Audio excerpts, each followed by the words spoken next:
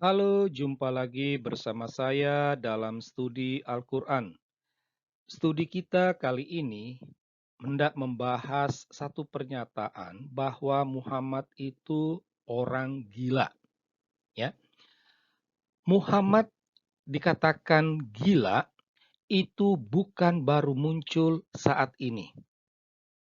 Pernyataan itu sudah ada sejak zaman Muhammad. Untuk membuktikannya, kita akan menampilkan kutipan ayat-ayat Al-Quran. Nah, apa yang ditampilkan ini hanya sebatas beberapa saja. Masih ada ayat-ayat Al-Quran lainnya yang hendak mengatakan bahwa Muhammad itu orang gila. Semua kutipan ayat-ayat ini diambil dari surah-surah Makiyah. Artinya, kutipan ini, wahyu Allah ini muncul ketika Muhammad masih berada di Mekah. Nah, harus dikatakan, sekalipun Al-Quran itu merupakan wahyu Allah, kutipan-kutipan ini bukanlah wahyu Allah, tetapi Allah mengutip pernyataan orang. Nah, hanya dari sekian kutipan ini, dari 5 kutipan ini, hanya surah ke-34 saja yang jelas menyebutkan identitas, ya, yaitu orang-orang kafir. Tentu orang-orang kafir yang ada di Mekah. Siapa itu? Tidaklah jelas, ya. Sedangkan keempat surah lainnya hanya dikatakan mereka, menggunakan kata ganti mereka. Nah, siapa mereka ini? Ya, ya bisa saja orang kafir, bisa juga orang Yahudi, orang Kristen, orang Arab, yang pastinya mereka ini bukanlah pengikut Muhammad. Nah, karena begitu intensnya, ya, pernyataan orang bahwa Muhammad itu gila mungkin membuat Muhammad sedikit galau. Pengikutnya juga menjadi bingung. Nah, pengikutnya yang baru beberapa juga bingung. Benarkah manusia ini gila atau masih normal? Nah, gitu. Jadi karena begitu intens dikatakan, Muhammad itu gila, Muhammad itu gila. Nah, orang jadi ragu pengikutnya. Nah, untuk menangkal, ya, omongan ini dan sekaligus meneguhkan pengikutnya, maka diciptakanlah wahyu Allah dalam surah Al-Kalam ayat 2. Dalam surah ini, dalam ayat ini Allah mengatakan kepada Muhammad bahwa engkau bukan orang gila. Nah, lalu itu disampaikan kepada pengikutnya. Ini mau menegaskan bahwa omongan-omongan, jangan dengar omongan-omongan orang itu. Ya, saya tidak gila. Ini Allah sudah mengatakannya. Nah, kira-kira demikian. Nah, tetapi menjadi pertanyaan kita adalah apa sih yang dimaksud dengan gila? Ya,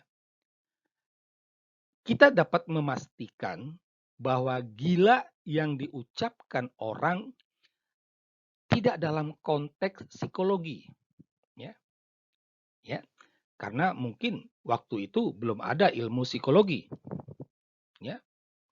Nah, jadi kami coba mereka-reka kira-kira apa makna, apa maksud gila yang disematkan kepada Muhammad ini. Secara sederhana, gila dapat dimengerti sebagai orang yang tidak waras atau aneh, ya.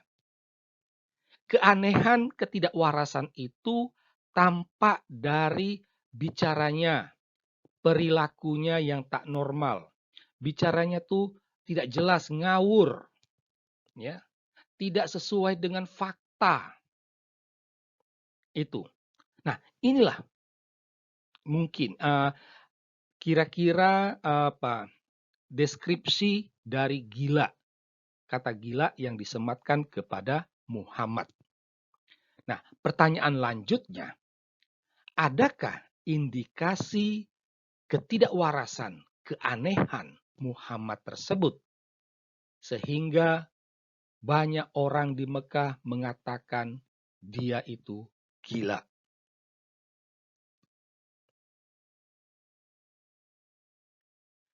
Nah, sekarang kita akan coba melihat ya indikasi-indikasi bahwa Muhammad itu gila. Kita tidak mengarang-ngarang. Kita tetap merujuk pada Al-Qur'an, ya. Nah, pada poin pertama dapat dikatakan indikasi yang pertama itu adalah klaim Muhammad sebagai nabi. Dia mengatakan ya dengan mengatasnamakan wahyu Allah bahwa kenabiannya disebut dalam Al-Qur'an dalam Taurat dan Injil. Tentu bagi orang Yahudi dan orang Kristen ini ngawur. Ya, omongan ini ngawur, tidak sesuai dengan fakta, ya. Itu. Ini sudah ada gejala narsis. Ya, seperti itu.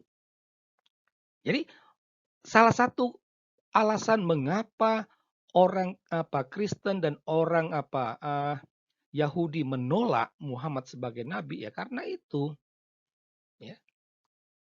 Dikatakan bahwa kenabiannya itu ada dalam Taurat dan Injil, itu kan omong kosong, ngawur. Ngomongnya tidak benar. Nah, itu poin pertama. Indikasi yang kedua, ada wahyu Allah yang dijadikan sebagai ajaran Muhammad bahwa suami boleh bersetubuh dengan hambanya. Ya, setidaknya ada 2 surah yang mengatakan hal tersebut. Ya. Ini bagi orang Kristen, orang Yahudi, ini betul-betul orang gila ini. Masa Allah menyampaikan seperti itu? Tapi mungkin bagi orang Arab, wah senang. Oh berarti saya bisa bersetubuh dengan pembantu saya ini. Ini. Tapi bagi orang Yahudi dan Kristen, ini tidak masuk akal, tidak waras. Indikasi yang ketiga, ada wahyu Allah yang dikatakan Muhammad bahwa boleh membunuh dengan alasan yang benar. Nah, ini juga membingungkan, tidak masuk akal, omong ngawur. Ya. Indikasi yang ketiga, yang berikutnya adalah kisah-kisah dalam Perjanjian Lama dan Perjanjian Baru yang dikutip oleh Muhammad dalam Al-Quran itu tidak sesuai dengan tradisi yang sudah ada berabad-abad. Ya. Misalnya dikatakan bahwa Adam, Hawa, setan dan iblis itu ada di surga. Nah, ini kan ngawur. Surga itu tempat orang yang baik, yang takwa kepada Tuhan, kok setan juga ada di sana? Nah, ini kan omongan gila itu. Nah, atau contoh lainnya itu Karen Armstrong dalam bukunya Sejarah Tuhan menyebut bahwa urutan nabi-nabi yang ada dalam Al-Quran itu tidak kronologis. Ya. Baru setelah Muhammad berada di Mekah, urutan nabi-nabi itu mulai sesuai. Karena Muhammad belajar kepada orang-orang Kristen di Madinah. Ya. Contoh lain, korban Abraham dikatakan Ismail. Ini kan ngacau. Contoh lain misalnya Maria dikatakan melahirkan di bawah pohon kurma. Nah, ini orang Yahudi, orang Kristen taunya ya di Bethlehem. Ada catatan sejarahnya. Nah, ini kan artinya ngawur ngomongnya, tidak tidak sesuai dengan fakta, ya. Indikasi yang berikutnya itu pemakaian kata ganti Allah, ya. Di mana ketika Muhammad mewartakan dengan menggunakan kata ganti Allah, itu seringkali berubah-ubah dan tidak sesuai dengan kaidah bahasa. Harap diingat, orang Yahudi dan orang Kristen yang ada di Mekah maupun di Madinah bukanlah orang bodoh, tidak seperti orang Arab, para pengikut Muhammad, ya, sehingga mudah dibodoh-bodohi. Nah, jadi kata ganti yang digunakan itu kadang aku, kadang dia, kadang kami, kadang engkau. Nah, ini aneh, ya. Nah, semua ini membuat orang-orang di Mekah mengatakan kalau Muhammad itu gila. Dan konsekuensi lanjutnya adalah mereka mengatakan bahwa Al-Quran itu merupakan rekayasa atau kebohongan Muhammad. Demikianlah studi kita tentang pernyataan Muhammad itu gila. Sekian dan terima kasih.